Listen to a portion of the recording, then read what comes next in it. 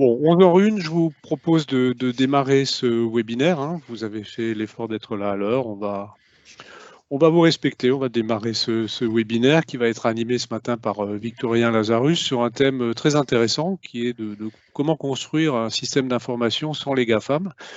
Souvent, on se dit que c'est peut-être pas possible. En réalité, ça l'est, avec un peu de méthode et d'organisation et d'accompagnement. Donc ce webinaire est enregistré puisqu'on va le proposer en replay, donc vous serez destinataire du lien, donc vous pourrez vous y référer. Je vous propose que pendant la présentation de Victorien Lazarus, qui est notre expert du jour, vous coupiez vos micros. On n'est pas très nombreux, donc on verra en fin de présentation si on procède aux questions par chat ou si on les fait en live. On verra avec Victorien. A priori, on n'est pas très nombreux, on pourra peut-être échanger en audio. Voilà, donc moi je vais m'arrêter, je donne la parole à Victorien. D'accord, merci déjà pour cette présentation. Merci de nous accueillir pour finalement animer ce sujet et merci à tous de nous avoir rejoints. Donc effectivement, on en parle de plus en plus, les GAFAM. Donc comment est-ce qu'aujourd'hui on peut finalement monter nos systèmes d'information sans les GAFAM? Alors, finalement, les GAFAM, c'est quoi le problème? C'est ce qu'on va aborder tout au début de notre webinaire. Ensuite, on parlera des alternatives crédibles. Qu'est-ce que on peut proposer, sur quoi nous on est parti, comment est-ce que on a monté nos infrastructures et finalement un premier retour d'expérience sur le fonctionnement de la vie sans GAFAM.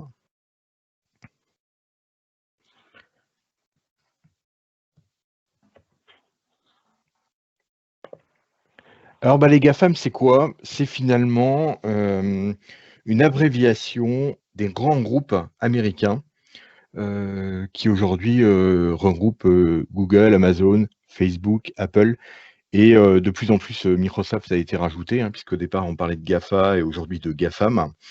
On les connaît beaucoup par leur activité d'origine. Google sur la partie moteur de recherche, Amazon sur l'e-commerce, Facebook le réseau social, Apple et Microsoft plutôt sur la partie matériel ou logiciel. Mais en fait, ce qu'on oublie, c'est que les GAFAM ont de plus en plus une activité cloud qui est ultra rentable pour eux. C'est-à-dire qu'aujourd'hui, quand on regarde les différentes statistiques sur les chiffres d'affaires, on voit que de plus en plus, pour ces grands groupes, la partie cloud est finalement un vrai pan de leur chiffre d'affaires. Amazon, on le voit, alors certes, la vente en ligne reste ce qui leur apporte le plus, mais AWS prend de plus en plus d'ampleur. Google, on a effectivement une part sur la partie Google Cloud qui aujourd'hui est pas très importante, mais par contre on voit qu'elle progresse d'année en année.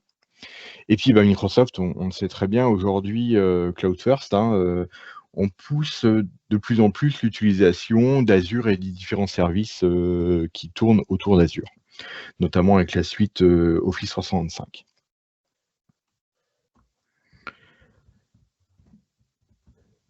Donc finalement, les GAFAM, ils offrent quand même des solutions qui sont vraiment alléchantes. On a des services qui ont de nombreux atouts, un bon rapport qualité-prix, on a des fonctionnalités innovantes, un haut niveau de sécurité. Aujourd'hui, des grands groupes comme Microsoft ou Amazon investissent énormément de R&D sur la partie sécurité. Et puis, une suite tout intégrée. Alors, on voit que de plus en plus, les GAFAM veulent être présents partout. On a encore lu il n'y a pas longtemps qu'Apple veut notamment ouvrir FaceTime à Android et au PC pour concurrencer Zoom. Ils ont vu que aujourd'hui Zoom prend de plus en plus d'ampleur et ils ne veulent pas être absents de ce segment. On a aujourd'hui une présence obligatoire des GAFAM dans nos systèmes d'information. Alors, finalement, c'est quoi le problème des GAFAM? Puisqu'on dit il y a un bon rapport qualité-prix, il y a des fonctionnalités innovantes, il y a un haut niveau de sécurité et on a tout d'intérêt. Quand on regarde en détail, effectivement, on a un bon rapport qualité-prix. Par contre, c'est vrai si on utilise toutes les fonctionnalités qui sont fournies par le logiciel ou par les logiciels. On a des fonctionnalités innovantes. Oui, mais par contre, il faut les implémenter pour que tous nos utilisateurs soient en capacité à les utiliser. On a un haut niveau de sécurité, à condition de disposer de fortes compétences, puisque les fonctionnalités existent, mais par contre, il faut les implémenter. Et une suite tout intérêt, c'est finalement nous rendre captifs. On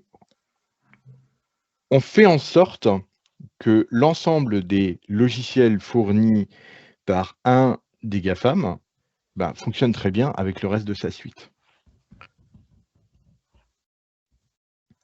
Alors, est-ce que c'est si terrible, finalement, de travailler avec les GAFAM? Déjà, il ne faut pas qu'on culpabilise. C'est-à-dire qu'il y a de la place pour tout le monde. Ça fonctionne. Tous ceux qui utilisent aujourd'hui des produits fournis sur les clouds de ces sociétés américaines ne diront pas le contraire. Ça fonctionne même très bien. C'est techniquement rapide à mettre en place. On va cocher 2-3 options sur un portail, on va souscrire notre abonnement et directement derrière, on a accès au logiciel, donc on va pouvoir travailler rapidement. Et puis, il est facile de trouver des compétences sur le sujet, c'est-à-dire qu'aujourd'hui, on va aller sur LinkedIn, on va commencer à chercher compétences Office 365, compétences Google Cloud ou AWS. On va voir qu'il y a moult sociétés qui vont offrir des compétences là-dessus. Alors, on s'est permis de mettre un petit sujet sur, finalement, ça permet d'écouler facilement le budget informatique.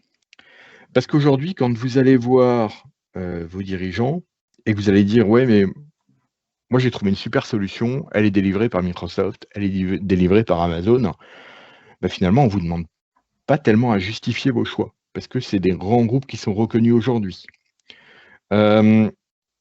Vous allez dire oui, puis en plus, si jamais on veut le mettre en place, regarde, il y a énormément de sociétés aujourd'hui qui peuvent nous accompagner pour déployer rapidement la solution. Donc, pourquoi ne pas y aller? C'est bien ça. Et d'ailleurs, pourquoi les grands groupes y vont? Les grands groupes y vont parce qu'on arrive à obtenir d'énormes remises. On a pu voir que quand certains cloud providers voulaient passer, il y avait moyen de faire de très belles réductions. D'offrir même, d'ailleurs, le personnel qui va venir vous mettre en place la solution. Et puis, quand on va rencontrer des problèmes, on aura accès à des ressources premium. Les meilleurs experts sont aujourd'hui employés par les GAFAM. On a des équipes commando qui interviennent en cas de problème. Si demain, vous êtes touché par un ransomware ou autre, et que vous êtes un grand groupe, Microsoft ou Amazon va vous mettre à disposition des ressources pour vous aider à corriger vos problèmes. On l'a vu notamment à une certaine époque, quand un grand groupe de construction avait eu un souci, plutôt que de remonter des postes de travail, ils ont préféré tout changer, c'est-à-dire mettre en place 3000 postes qui ont été renouvelés en moins d'une semaine.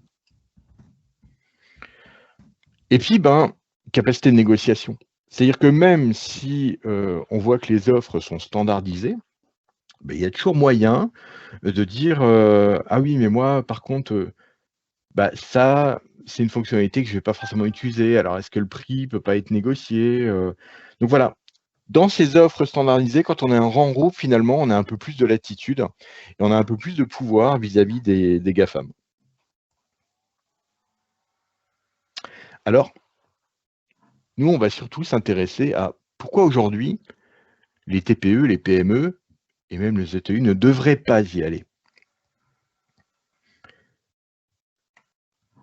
Déjà, il faut qu'on maîtrise son système d'information. Et pour maîtriser son système d'information, il y a 3 règles. Il faut que ça soit modulaire. Il faut que ça soit souverain. Et puis, il faut qu'on ait des compétences de proximité.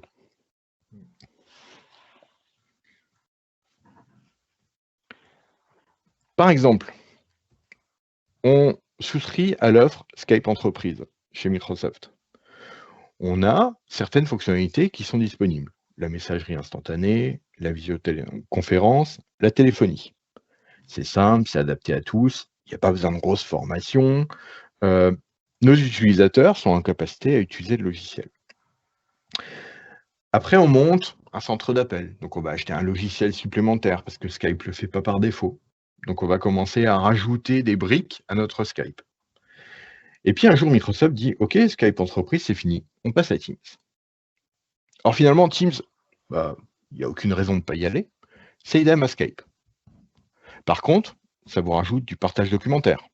Ah ouais, mais attendez, moi, quand j'utilisais Skype, j'utilisais un truc qui s'appelle SharePoint. Ouais, mais c'est la même chose, en fait. Oui, c'est la même chose. On partage du document. Mais par contre, à partir de notre application. Donc, des fois, des fonctionnements différents. On a des fils conversationnels. Est-ce que c'est facile à utiliser par tous ou pas? On va se poser la question. On aura de la gestion de projet. On a différents modules, finalement, qui vont pouvoir se rajouter à Microsoft Teams. Ouais, mais nous, on utilisait Skype. On utilisait un centre de contact. On avait acheté une solution. Ah oui, mais la solution, elle n'est pas tout de suite compatible Teams. Donc, il va falloir attendre. Et puis, Microsoft Teams, mine de rien, on a rajouté des fonctionnalités qui sont super bien, qui sont adaptées à des équipes informatiques et à des utilisateurs qui ont l'habitude d'utiliser ce type de produit. Par contre, pour mes utilisateurs qui avaient quelque chose de très simple, il va falloir que je les forme, il va falloir que je les accompagne. Et c'est là où ça va être compliqué, parce qu'il va falloir que j'investisse du temps et donc de l'argent pour raccompagner mon utilisateur à l'utilisation de la nouvelle solution qu'on m'a poussée. Parce que finalement, que je la veuille ou que je ne la veuille pas, je l'aurai. Mais finalement, la modularité, c'est les fonctionnalités quand je les veux. Les suites qui sont proposées par les GAFAM ne fonctionnent bien que lorsqu'elles sont utilisées dans leur totalité. On le voit par exemple, les suites bureautiques. La coédition, gestion de présence, l'enregistrement automatique, on nous dit oui, mais par exemple, c'est compatible avec un Dropbox. Oui, mais vous verrez que c'est compatible que en partie avec Dropbox. La coédition, finalement, quand je vais utiliser mon Dropbox, quand je vais vouloir faire de la coédition, ça va quand même me lancer mon Excel Online, mon Word Online. Donc, je suis toujours contraint d'utiliser la solution qui est fournie par le GAFAM. Et en plus, des fois, je vais avoir des limites d'interopérabilité. La gestion des postes de travail. On avait, pour un de nos clients, travaillé sur la gestion du poste de travail. Alors, Chromebook, c'était la solution qui avait l'air sur le papier super simple. Votre Chromebook, vous le mettez à disposition de vos utilisateurs, tout est centralisé, la gestion est centralisée, vous allez faire du télédéploiement et autres. Ouais, mais alors déjà, ça marche qu'avec un Chromebook, et puis ça va marcher qu'avec un certain niveau de licence. Et bizarrement, dans ce niveau de licence, vous avez la G Suite. Donc finalement, pourquoi ne pas utiliser la G Suite? La gestion des droits et des habilitations. Là, c'est pareil, il va déjà falloir quelqu'un qui maîtrise très bien l'environnement cloud et qui va vous accompagner pour gérer ces droits et ces habilitations. Et puis, on va pouvoir gérer les droits et les habilitations essentiellement dans les produits qui sont fournis par la suite logicielle. Et pourtant, on sait que la modularité, elle fonctionne bien quand c'est interopérable. C'est-à-dire que moi, je veux pouvoir choisir mes logiciels avec les fonctionnalités dont j'ai envie, mais que tout communique bien ensemble. Et aujourd'hui, on a par exemple des grands groupes, parce qu'on parle ici TPE, PME et ETI, mais on a aussi des grands groupes qui ont fait le choix de ne pas y aller. On va prendre par exemple l'exemple de Dassault. Aujourd'hui, Dassault ne va pas forcément mettre des données confidentielles dans Office 365. Alors, ça nous pose la question de la souveraineté des données. Alors, partout, on va entendre, ouais, alors les GAFAM, ils ne respectent pas le RGPD. Alors, le texte n'est pas aussi clair que ça. C'est-à-dire qu'aujourd'hui, en fonction des contrats, on dit que le RGPD est bien respecté. Mais aujourd'hui, une chose est sûre, c'est que le Cloud Act existe. Et qu'aujourd'hui, par un simple accord d'un juge américain, on peut donner accès à des données qui sont gérées par une société américaine.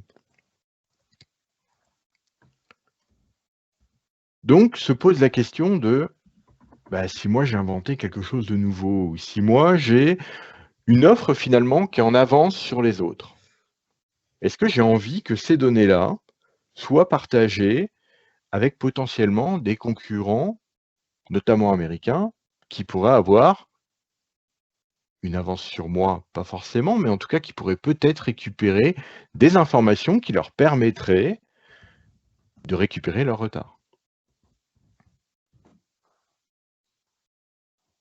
Et donc c'est ce que je disais tout à l'heure. Dassault a été un des premiers qui était étonné, par exemple, que le Health Data Hub soit hébergé chez Microsoft, alors qu'aujourd'hui, ils ont investi dans des centres de données qui permettent de respecter la souveraineté européenne.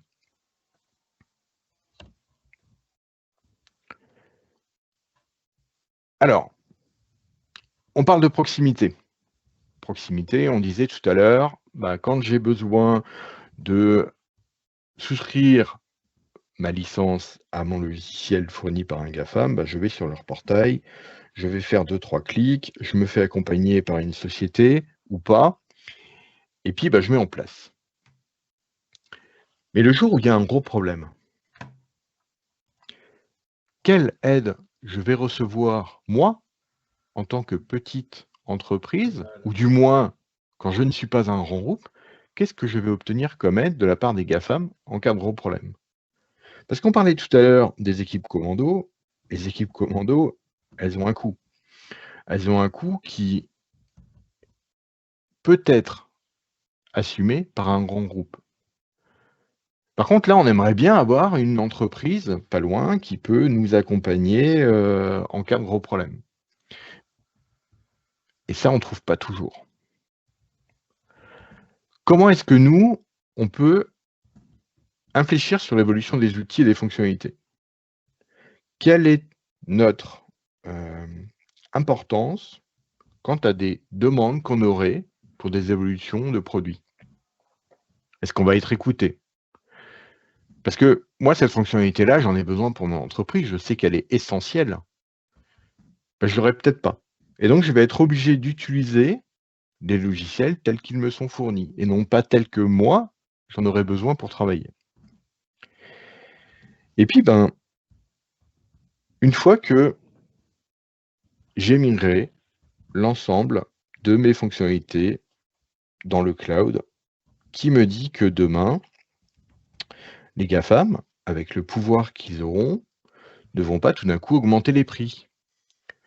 Moi, j'ai connu ça dans un groupe international auquel j'appartenais avant, où d'année en année, on a vu qu'il devenait très compliqué de négocier des licences qui n'étaient pas des licences cloud chez Microsoft. Et qu'on payait de plus en plus cher parce qu'on refusait d'aller dans l'offre cloud. Mais une fois qu'on y est, on n'est pas sûr que les prix ne vont pas bondir d'un coup. Et puis, comme nos systèmes d'information vont tourner autour des différents logiciels fournis par cette plateforme, ça va être très compliqué de faire marche arrière.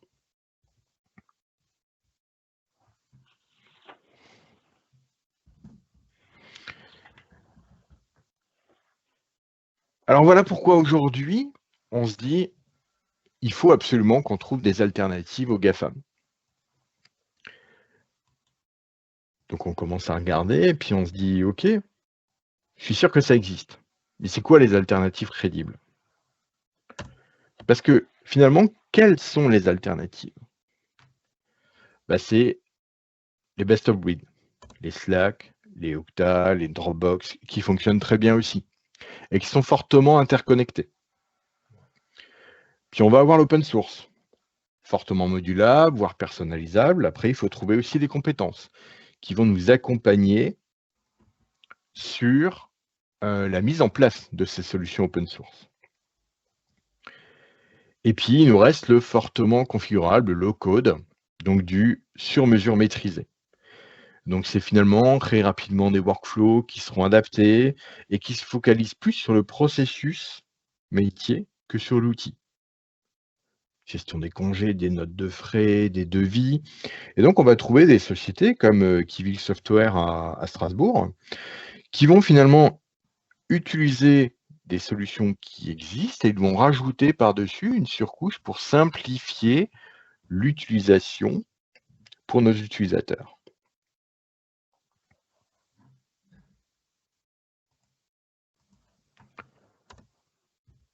Alors, comment rendre les alternatives crédibles?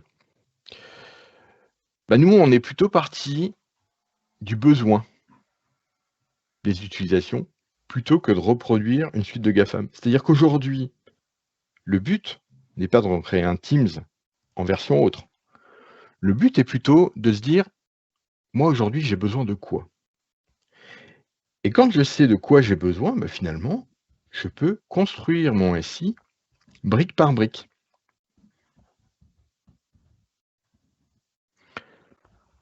Alors, comment ça a été fait chez le poisson barbu? Chez le poisson barbu, on se dit qu'il faut simplifier. Parce que la simplification, c'est le moteur de performance de toutes les entreprises.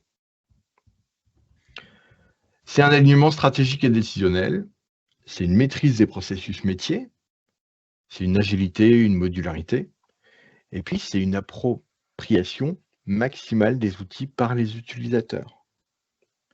Et c'est là qu'on va créer de la valeur et qu'on va obtenir une performance accrue. Parce que finalement, nos utilisateurs, le but, c'est pas qu'ils passent leur journée à tester des fonctionnalités, mais c'est plutôt qu'ils fassent en sorte que nos processus métiers soient respectés et qu'on soit le plus productif possible. Alors c'est finalement l'usage avant la technologie. La force, c'est l'accompagnement de l'utilisateur. Pour favoriser la performance des métiers de nos clients, nous, on privilégie l'accompagnement. C'est-à-dire que, de base, dans nos offres, le support utilisateur est inclus, il est disponible, il est à l'écoute pour toutes les questions. Et ils sont sollicitables de façon illimitée. Et puis, on fait un accompagnement au cœur des métiers de nos clients. On les aide à optimiser leur processus à partir d'outils simples que nous fournissons et qui sont finalement une déduction des questions qu'on pourrait avoir des différents utilisateurs qui sont montés au niveau du support.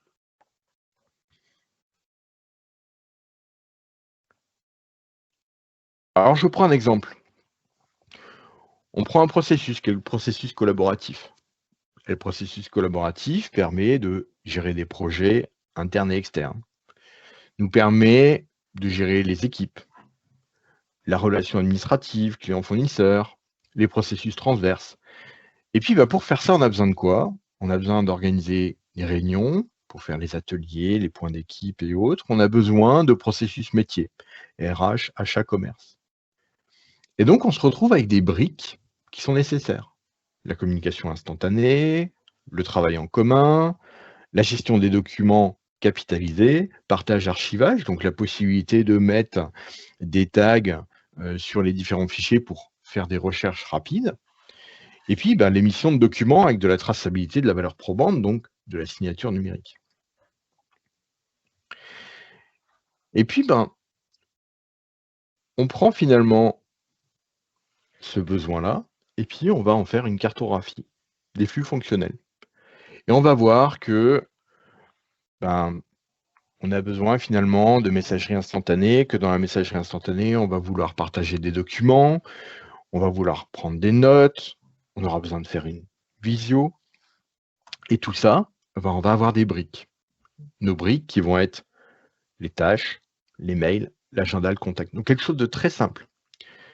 Et ça va interagir avec des solutions qui sont plutôt d'infrastructure, notamment la partie anti-spam relais SMTP, la partie annuaire, l'authentification, la gestion des mots de passe, la gestion de l'identité. Et on va rassembler dans un tableau nos différentes briques et les différents besoins. Et puis on va évaluer différentes solutions. Donc là, si on prend l'exemple qu'on a devant nous, sur la partie visio, on a dit qu'il faut pouvoir planifier des réunions, partager de l'écran, avoir un pont téléphonique pour que des gens puissent se joindre à la conversation même s'ils n'ont pas accès à un PC. On a besoin de messagerie instantanée, donc de partager rapidement des liens, de partager des documents, de pouvoir classer par sujet, de pouvoir déclencher facilement une visio. Voilà. Et on va prendre nos briques, nos différents besoins, et puis on va évaluer quelle solution peut répondre aujourd'hui au montage de nos SI. Donc là, on voit dans cet exemple des solutions de type Jitsi, dont on entend beaucoup parler en ce moment, hein, une grosse alternative à Zoom et autres solutions de visioconférence. La partie Mattermost, donc un genre de Teams, un Nextcloud qui va nous permettre de faire du partage de documents, qui va permettre de rajouter plusieurs briques au fur et à mesure. Et puis, une partie échange de mails. Donc aujourd'hui, par exemple, BlueMind, qui est une alternative à Exchange, avec notamment, dans les dernières versions, un connecteur natif sur des solutions clientes de type Outlook. Et on a dit, on veut se rajouter des spécifications. On veut que nos données soient hébergées en Union européenne. On veut que les solutions soient ou d'éditeurs européens ou de l'open source. On veut pouvoir déléguer de l'authentification, gérer de l'authentification à multiples facteurs. On veut pouvoir, on parlait notamment tout à l'heure de la partie gestion de l'identité, on veut pouvoir avoir un annuaire unique pour la gestion de mes utilisateurs.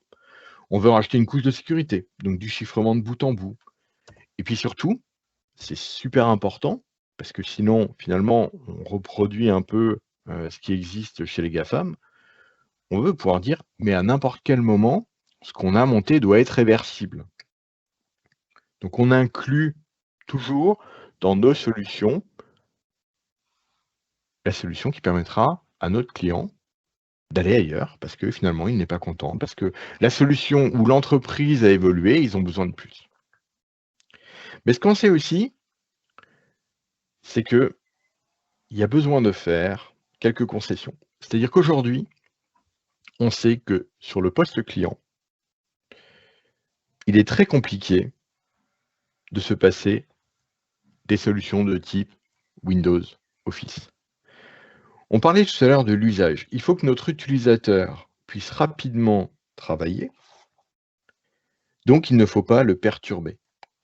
Et pour ne pas le perturber aujourd'hui, il faut rester sur des solutions qu'il a eu l'habitude d'utiliser. On sait très bien que plus tard, il y aura moyen de trouver des solutions post client, des solutions de suite Office. Mais aujourd'hui, le bond est trop important pour partir directement sur des solutions Linux. La gendarmerie a été un bon exemple. Ils ont voulu faire un bond complet et passer entièrement sur du post Linux. C'est quelque chose qui aujourd'hui fonctionne plus ou moins, mais ça a coûté énormément de temps pour réussir à se passer d'un poste Windows. Donc sans compter toute la frustration qu'il y a pu avoir de la part des utilisateurs. Et puis côté infrastructure, on peut changer nos briques et puis passer sur des alternatives sans GAFAM. Donc par exemple, sur l'environnement collaboratif, nous, un des choix qui est fait, c'est Nextcloud, qui permet non seulement de faire du partage de documents, mais qui va permettre de rajouter des briques de gestion de mots de passe, des briques d'accueil, un genre de dashboard qui va montrer les différentes ou les prochaines activités que j'aurai à faire, parce qu'on va aussi avoir de la gestion de projet dans l'outil. Et puis, sur la suite bureautique, on est parti sur la solution OnlyOffice. Pourquoi? Parce que visuellement, elle est très proche de l'environnement Microsoft Office. Et sur la partie gestion des postes Windows 10, là où on se disait, OK, on va laisser du post Windows 10. Par contre, aujourd'hui, dans notre philosophie, on ne peut pas continuer à utiliser de l'Active Directory. On ne peut pas continuer à utiliser des solutions de gestion qui sont fournies par Microsoft. On a choisi une solution qui est RCDev, donc qui va permettre de gérer l'authentification sur les postes de travail et qui va nous permettre de gérer la partie SSO et MFA demain. Et puis Mirador, qui est finalement une solution de gestion de postes de travail, donc un MDM. Et donc, ça va me permettre de gérer les droits sur les postes utilisateurs et puis le déploiement des différentes applications qui sont nécessaires.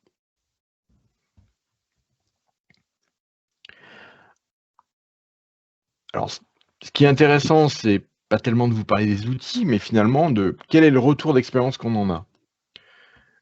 Ce qui fonctionne bien, c'est finalement, on déploie les modules les uns après les autres.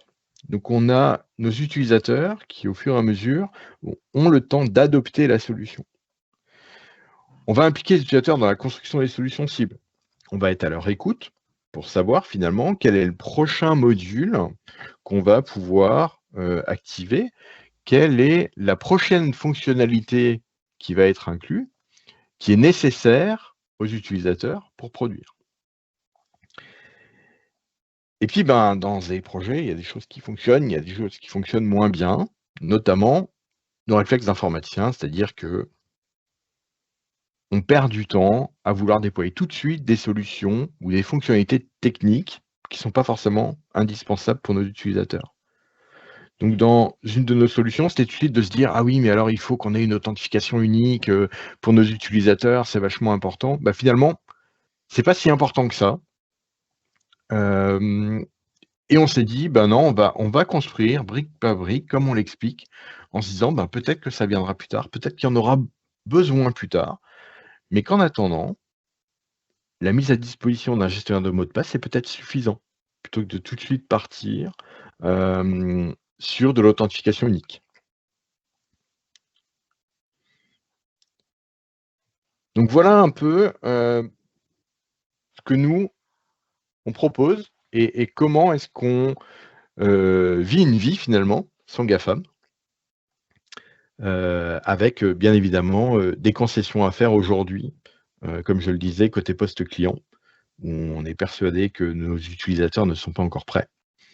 Et comme on le disait tout à l'heure, le but, c'est pas de perturber l'utilisateur, mais bien de l'accompagner. Alors, je vois qu'il y a quelques questions dans le chat. Alors, les outils GAFAM ont tendance à favoriser le partage des données, les échanges à outrance avec l'extérieur. Exactement, oui. Alors, c'est un des points que nous, on avait noté, notamment avec l'arrivée de Teams. C'est-à-dire que Teams permet de partager avec l'interne, l'externe. Comme il y a beaucoup de sociétés qui utilisent Teams, c'est très facile de partager. Par contre, on perd complètement la maîtrise de son système d'information.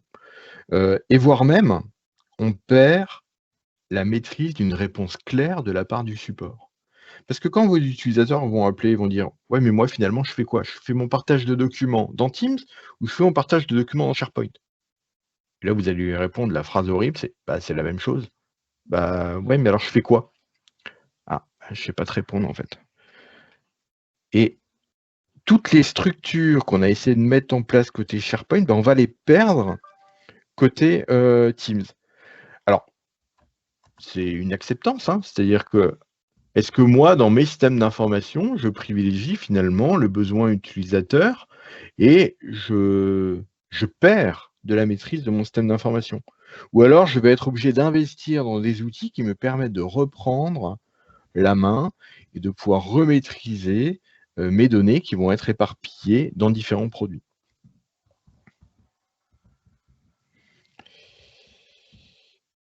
Et puis, attention aux échanges avec des clients, notamment des cycles rédacteurs-correcteurs avec des clients externes.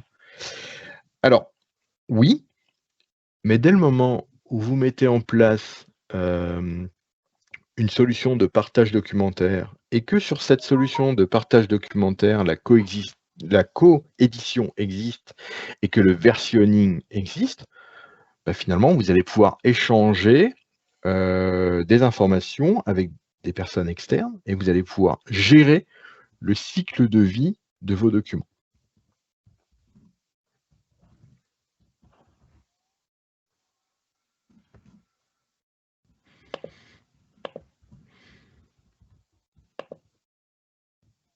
Donc Jean-Marc, ce que je propose, c'est que finalement, ben, on va pouvoir ouvrir les questions-réponses. Oui, tout à fait. Alors bon, on n'est pas très nombreux, hein. Il y a 13 participants. Donc je propose peut-être qu'on le fasse en chat, enfin en live. Hein, En live, ouais, ça serait plus sympa, ouais. Voilà. Ça permet vraiment d'avoir un échange.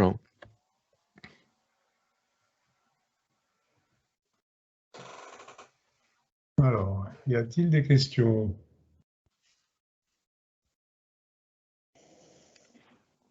Oui, Oui. Jean, je vois une main levée, allez-y. Oui, bonjour. Je voulais juste souligner le fait, pourquoi avoir choisi Teams si l'intitulé du webinaire, c'est construire son système d'information sans les outils GAFAM. C'est un petit peu ironique.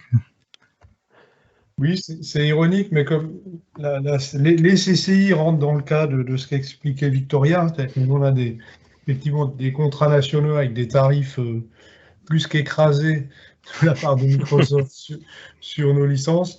Donc aujourd'hui, bah, on a fait le choix chez nous, effectivement, d'avoir Teams. Il nous est arrivé d'utiliser des solutions alternatives, mais qui, encore une fois, nous rapprochaient quand même des GAFAM, hein, parce que soit c'était du Google Meet.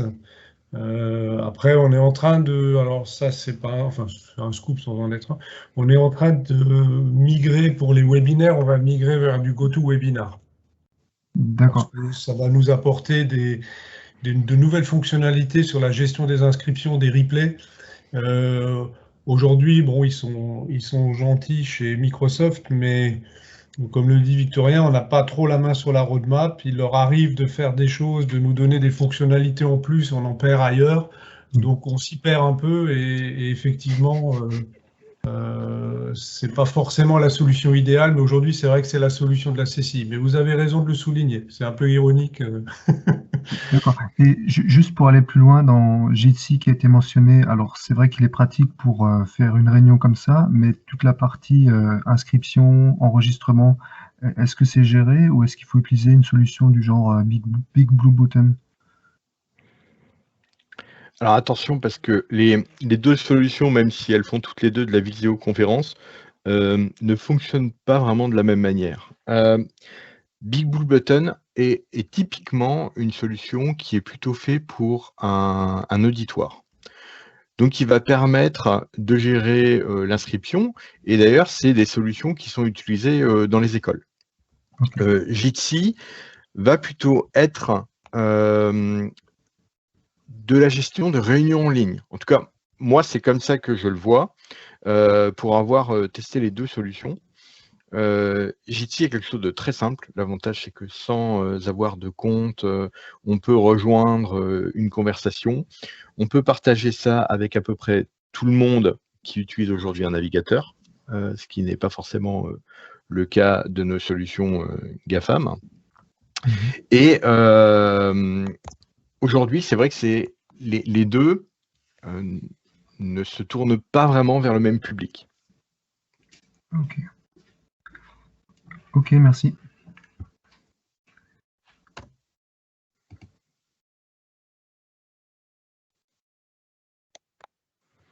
Et pour reprendre l'explication de Teams, hein, c'est typiquement ce qu'on voyait, c'est que aujourd'hui on entend beaucoup parler de Teams, donc les gens vont aussi vers des solutions dont on entend parler en se disant bah, si j'en entends parler, c'est que ça fonctionne bien, donc je vais y aller. Et puis, on voit que finalement, Teams aujourd'hui, on n'arrive pas à l'avoir tout seul. Donc, ça fait partie d'une suite logicielle. Donc, on va m'offrir, entre guillemets, d'autres logiciels que je vais pouvoir tester. Et donc, mes utilisateurs vont devenir des testeurs de solutions. Et encore une fois, si demain, on doit déployer un Jitsi, il faut d'abord se poser la question, quel est le besoin? Donc, est-ce que le besoin, c'est de faire des réunions entre équipes ou est-ce que le besoin, c'est de faire du webinar? Et une fois qu'on a le besoin, on est en capacité à trouver la solution.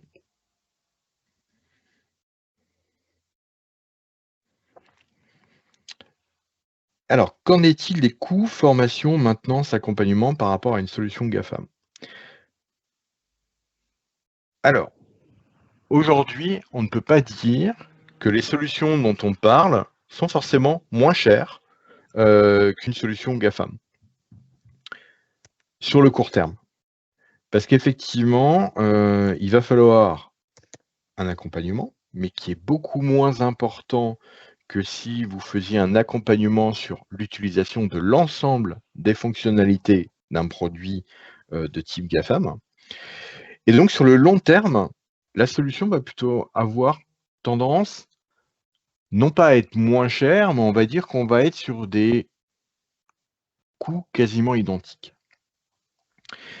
Et vos utilisateurs vont pouvoir apprendre à utiliser les solutions petit à petit, puisqu'on va déployer petit à petit les différents modules qui sont disponibles. Alors qu'aujourd'hui, quand vous allez déployer un Teams, très rapidement, vous allez avoir le socle de base de Teams qui va être déjà très important, plus après tous les modules additionnels, et de là à ce que vous laissiez les modules additionnels accessibles, vos utilisateurs peuvent presque installer ce qu'ils veulent. Donc encore une fois, on va perdre notre maîtrise de nos systèmes d'information et même le stockage de nos informations.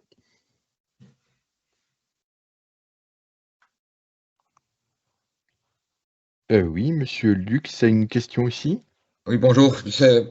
Donc, Philippe Lux, je suis à la fois employé dans une des majors, dans la major de l'instrumentation scientifique, et tout ce que vous avez dit est juste. La boîte pour laquelle je bosse, elle est tout Microsoft. C'est-à-dire tout logiciel non Microsoft est banni de la boîte. C'est aussi simple que cela. Ça nous a coûté le SharePoint, ça nous a coûté tout un tas de choses. Et donc, eux, ils ont tout négocié avec Microsoft et ils prennent plus rien d'autre. Donc ça, donc chez eux, le problème est réglé. Ensuite, moi, j'ai déjà utilisé une autre solution que Teams, un truc qui s'appelle Discord, que beaucoup de jeunes utilisent, et où on peut faire exactement la même chose que dans Teams. Vous pouvez créer des groupes, vous pouvez faire des vidéoconférences, vous pouvez les enregistrer, vous pouvez partager des écrans, partager des musiques, tout ce que vous voulez, ça marche aussi. Et ça, c'est dans Microsoft. Bon, le problème, c'est que ça a une publicité mauvaise parce que c'est utilisé par les gens du dark web. Mais bon, c'est quelque chose qui fonctionne. Moi, je l'ai déjà utilisé, j'ai déjà fait des démos logiciels avec ça et ça marche plutôt pas mal. Donc, moi, je pense qu'en France, on a un autre petit problème, et même en Europe, c'est qu'on est vachement en retard vis-à-vis des GAFAM. Parce qu'on a attendu trop longtemps, on a très peu de solutions alternatives en réalité à proposer. C'est comme si vous voulez créer des pages web, vous êtes obligé de prendre des choses comme WordPress, vous êtes obligé de prendre des choses comme Wix, ce sont des choses qui viennent pas de chez nous. Ça, c'est une petite problématique. Idem pour toutes les TPE qui veulent faire du commerce, vous allez où? Vous allez sur Amazon ou éventuellement sur Cdiscount ou des choses comme ça. Et vous n'êtes pas vraiment maître du jeu. Donc, moi, ce que j'ai créé à côté, j'ai créé une boîte de web design. Mais il y a une petite particularité, d'ailleurs, à la limite, ça m'intéresserait de vous rencontrer parce que vous êtes un petit peu dans le même domaine que moi. J'ai écrit un logiciel complet, objet orienté, pour faire de la page web version PowerPoint. Avec quasiment très peu de codage. Ça va être utilisé simplement par n'importe qui ou par des codeurs. Donc ça, à la limite, si ça vous intéresse, je veux bien vous le montrer parce que ça permettrait à nos PME, TPE de faire des pages web qui seraient hostées ailleurs que chez Amazon et ailleurs que chez Microsoft ou chez Google. Parce que le gros problème chez Google, j'ai pas mal discuté avec des artisans et autres, ça leur coûte une fortune pour figurer en tête de liste sur Google. Ils sont obligés de payer entre 3 000 € par mois pour se retrouver sur certains créneaux horaires en haut ou en tête du moteur de recherche. Ça, c'est quelque chose, quand c'est mondial, votre pourcentage de chance d'être en haut est extrêmement faible. Si on créait quelque chose de local, on pourrait modifier les choses. J'ai plein d'idées là-dessus, notamment l'implication de la Chambre de commerce, l'implication des régions. On pourrait centraliser un certain nombre de données informatiques au niveau de la région et en faire la promotion par le biais des régions, par le biais des chambres de commerce et autres, c'est-à-dire créer notre propre, entre guillemets, notre propre GAFAM. Alors, le but n'est pas de créer notre propre GAFAM, hein, qu'on soit bien d'accord. Je reprends juste le postulat de base, c'est finalement quel est le besoin de mon utilisateur. Donc j'entends, hein, et j'apprécie beaucoup ce que vous venez de partager. Alors, je mettrai le petit bémol sur la partie WordPress. Je rappelle quand même que dans nos offres, nous utilisons des produits open source, puisque l'avantage d'utiliser des produits open source, c'est que le code est accessible. Donc, on est en capacité aussi à voir ce que fait le code et avec qui il partage les données. Du WordPress, par exemple, peut très bien être hébergé chez des providers français et européens. Hein. Donc, sans utilisation de GAFAM. Mais je vais revenir là-dessus, juste sur un truc qui nous a été demandé par un de nos clients, qui est un maraîcher, qui avait simplement besoin, à un moment donné, pendant le Covid, d'ouvrir une plateforme qui permettait de réserver des légumes et que les personnes viennent après, en prenant rendez-vous, soit en capacité à venir chercher les paniers ou alors viennent les chercher directement au marché. Ouais. Et en fait, on a utilisé un truc qui n'est pas du tout commun. Encore une fois, on a regardé le besoin et on s'est dit, ouais, mais finalement, pour le besoin, il n'y a pas besoin de pages qui décrit ce que fait le maraîcher et autres. Il faut quelque chose qui soit rapide, simple pour les utilisateurs. Et puis, il disait, ben, moi, le paiement en ligne, pour l'instant, ça ne m'intéresse pas. Les gens, ils vont venir, ils vont me payer le panier directement. Je vais peut-être en choquer certains, mais on a utilisé une solution de sondage qui permettait en fait rapidement de mettre les différents produits disponibles. On mettait une quantité, et puis ça générait un bon de commande qu'on envoyait au maraîcher, puis il pouvait préparer les paniers pour ses clients. Alors on ne parlera pas de design, hein, de belles pages web et autres. Par contre, on avait quelque chose qui, en 5 minutes, j'allais même sur un mobile, je faisais ma commande de panier, c'était réglé. Et finalement, on a répondu à un besoin client. C'est-à-dire que le besoin client n'était pas d'avoir une belle plateforme d'e-commerce qui me montre les photos de mes produits, qui me permet de les rajouter à un panier, qui me permet de payer en ligne. C'était simplement mettre des produits dans un panier que j'irai chercher chez mon maraîcher. Bah écoutez, si ça vous intéresse, moi je veux bien venir vous voir, vous faire une démo sur place, parce que moi, j'ai écrit ce logiciel on peut faire quasiment tout. C'est-à-dire, on peut à la fois faire de la page web professionnelle, on peut faire du shopping. Moi, je l'avais écrit au départ pour faire de l'e-learning, parce que je l'utiliserai pour ça. Donc, on peut faire tout et n'importe quoi, du très rapide. Ça a l'avantage qu'on n'a pas besoin de coder. C'est-à-dire que ça se fait version PowerPoint. Vous avez une page blanche au départ, vous mettez ce que vous voulez où vous voulez. Ça peut prendre une journée, comme ça peut prendre un mois, tout dépend de ce que vous voulez en faire. Parce qu'en réalité, le temps que vous passez sur une page web et le coût de revient d'une page web dépend de ce que vous voulez en faire. On peut faire une page web pour 5 €, comme on peut faire une page web pour 10 000 €. Hein. Ça, tout dépend de ce que le client veut y mettre. Et là aussi, c'est adaptable à 100%. D'ailleurs, d'où ma dernière question, est-ce que vous avez aussi, vous faites du hosting aussi ou pas? Alors, nos produits sont hostés sur des serveurs qui nous appartiennent, mais par contre chez des cloud providers publics, de type Scalway, OVH et autres. La seule chose que nous, on vérifie toujours, c'est que l'ensemble des données soient bien hébergées dans des data centers français et européens. Ouais, d'accord. Donc notamment, notre solution Nextcloud tourne dans un data center à Paris et la sauvegarde est à Amsterdam. Voilà, d'accord. Ah ouais, ok, d'accord. D'accord. Voilà. Ah, parce que je suis en train de chercher justement un hoster, et puis bon, j'ai pas envie d'être hosté à l'étranger, je préférais être hosté en France. aussi. Et avoir un contact, voilà. direct, avoir un contact direct avec le hoster, parce que souvent quand vous bossez avec d'autres boîtes, j'ai eu des expériences minables avec Adobe entre autres, parce que pour une simple gestion de licence, c'était la croix et la bannière pour trouver quelqu'un qui vous réponde au téléphone. C'était absolument pas possible, quoi. C'est ce qu'on entendait tout à l'heure dans la partie proximité, où finalement bah, le fonctionnement de ces solutions-là est fait pour que la majorité de la souscription se fasse en ligne, mais quand on a un souci, bah, on a du mal à trouver quelqu'un Ah ouais, qui c'est répond. absolument pas possible, surtout si vous êtes une petite structure, que vous n'avez pas de gros contrats, ils s'en tapent, mais alors comme de l'an 40, quoi. C'est ça le problème aussi. Tout à fait. Parce que vous leur apportez pas assez, donc ça les intéresse pas. Ils s'y intéressent si un jour ils n'ont rien d'autre à faire, ils disent tiens, il y avait un client qui a 6 mois qui m'a demandé quelque chose, je vais peut-être m'en charger, quoi. C'était quasiment ça. J'écris des dizaines de mails sans jamais avoir la moindre réponse.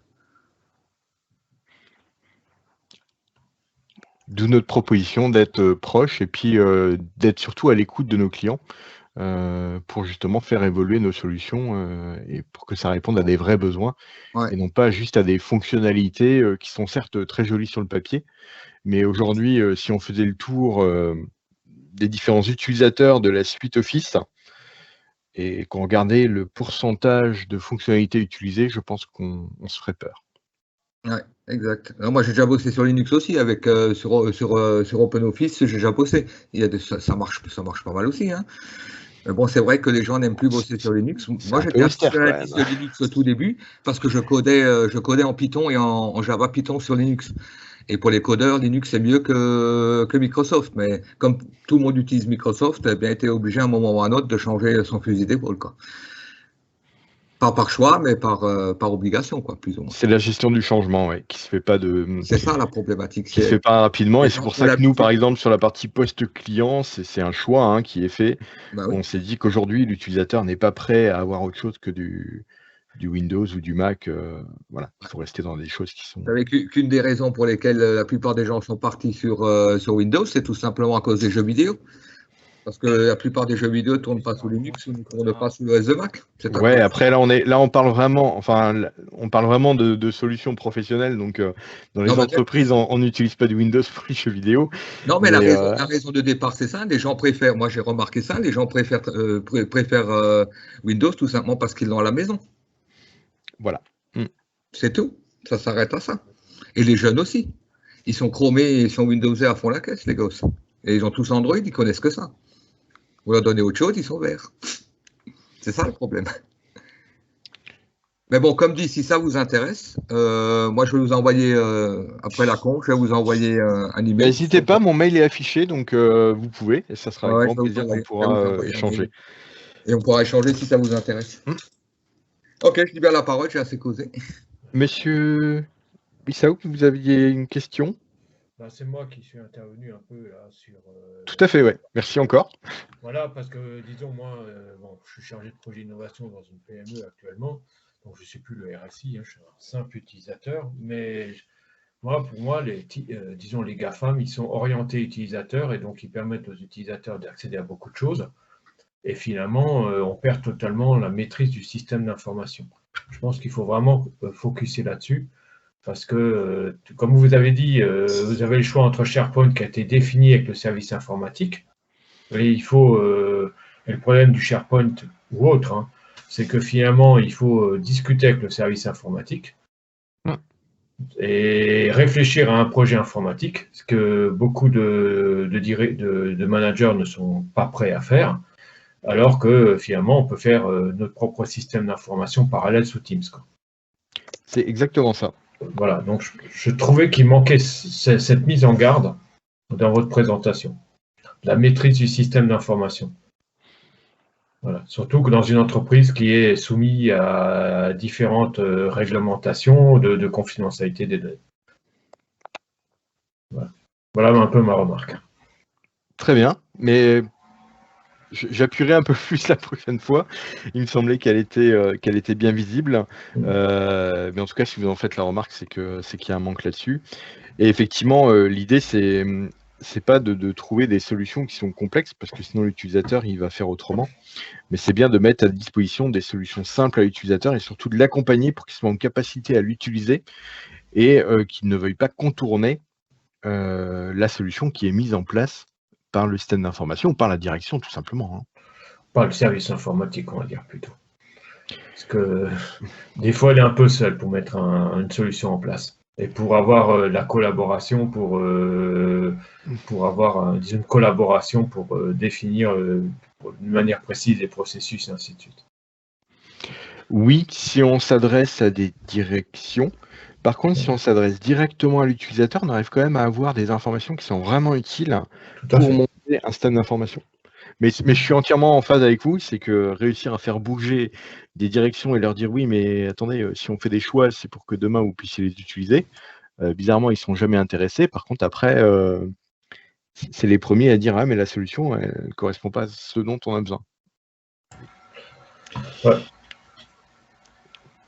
Moi, j'ai échange, je vous coupe un peu parce qu'on va arriver au bout des échanges et que là, peut-être que pour approfondir avec les différentes propositions, je vais vous laisser échanger directement.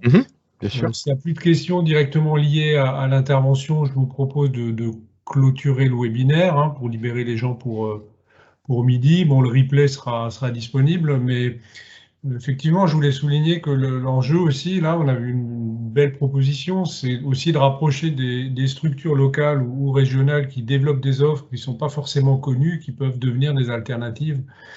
Ça, c'est une démarche intéressante. Et c'est à travers des initiatives comme celles que vous avez présentées qu'on peut aider à fédérer. Nous, au niveau de la CCI, aujourd'hui, on vous a peut-être permis de rencontrer un futur partenaire. Donc, c'était plutôt intéressant. Tout à fait. Donc, je ne sais pas, Victorien, si tu veux conclure.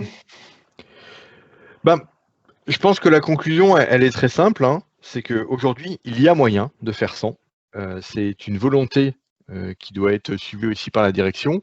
Que nous, on est là pour accompagner les utilisateurs à faire le bon choix et à trouver des solutions qui correspondent à leurs besoins. Et encore une fois, la plus-value vraiment de structures comme nous, c'est qu'en fait, on ne se base pas sur un produit, on écoute vraiment le besoin avant de trouver une solution. Et c'est des fois très compliqué parce que les gens nous parlent tout de suite produit, et nous on dit mais aujourd'hui le produit il n'est pas important. Ce qui est important, c'est vos processus, c'est le respect de vos processus et de votre fonctionnement qui va faire qu'on arrive à trouver une solution. Et aujourd'hui, je pense que c'est ça la plus grande force vis-à-vis des GAFAM, qui, eux, standardisent et voire même multiplient le nombre de fonctionnalités pour répondre à tout le monde, ce qui n'est pas forcément la bonne solution, en tout cas aujourd'hui, telle que moi je la vois. Très bien, merci beaucoup. S'il y a plus... Merci à tout le monde. Merci. Donc, vous aurez le lien vers le replay et puis éventuellement, vous avez les coordonnées de Victorien et de Thomas si vous souhaitez récupérer la présentation éventuellement en PDF. Je pense que Victorien pourra vous l'envoyer. Aucun problème. Et ça Merci sera un plaisir d'échanger. Merci encore. Très bonne fin de journée à tout le monde. Très bonne fin de journée. À très bientôt. Bonne journée, à bientôt et merci pour cette super présentation. De rien. Très bonne journée. Vous aussi.